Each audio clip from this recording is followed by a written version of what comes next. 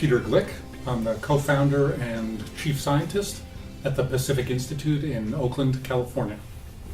We're here to talk about the problem of water, one of the greatest resource problems in the world. Water resources affect everything that we care about. Water is required to grow food, to produce energy, to clean our clothing, to produce the goods and services from our industry that we need. And yet water resources around the world are very badly stressed.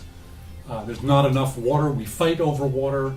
There are hundreds of millions of people without access to safe water. There are literally billions of people, thousands of millions of people without access to adequate sanitation services.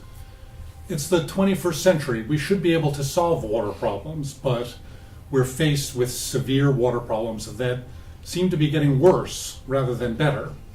And one of those problems, the problem we're hoping to discuss at the Vatican, is the human right to water, the need to provide every person on the planet with water for basic human needs. Water is a technical problem, it's a political problem, it's an economic problem. All of those are pieces of the challenges that we face.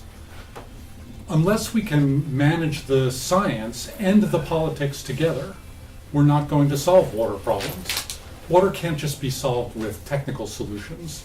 We also have to think about smart economics. We have to think about getting the politics correct. We have to think about the human right to water. And sometimes those different factors conflict with each other and make it very difficult to solve our water problems. Because water is such a serious problem worldwide, because so many people are affected by the failure to provide basic water and basic sanitation services, because this is a problem in many parts of the world about poverty, we have to think about all of the messages, all of the ways of communicating, both the nature of the problem worldwide and the ways we can solve those problems. Education is a key part of the solution. People care about water when they know about the problems. People will work to solve the problems around water if they understand the solutions. Communicating around the issues of water to children, to the public, to the media, to businesses, communicating the problems of water to everyone is a critical step in solving water problems. If we don't educate people about the nature of the challenges and the possibilities for solutions, we're not going to make progress in solving these challenges.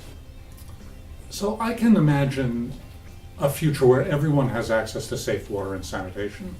And the world is working toward that. The Sustainable Development Goals for 2030 set the target of providing safe water and sanitation for everyone. My wish is that we achieve those goals, that we move to a sustainable future for water. I know that we can do it. The challenge is mobilizing the will, mobilizing the public, mobilizing the politicians to actually take action. So the good news is there are many solutions to water problems, depending on what those problems are. We know how to provide safe water for everyone. We know how to provide sanitation for everyone. We know how to protect natural ecosystems.